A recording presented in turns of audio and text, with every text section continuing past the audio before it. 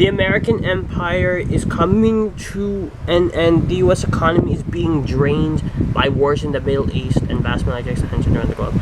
It is burdened by growing deficits along with the devastating effects of the industrialization trade agreements. Our democracy has been captured and destroyed by corporations that steadily demand more tax cuts, more degradation and impunity from tax demand, tax potential for $1 trillion to the U.S. Treasury in the form of bailouts. I know who's starting it. It's the Illuminati, who are the Alpha Draconians. Let's see them shapeshift. Part 2.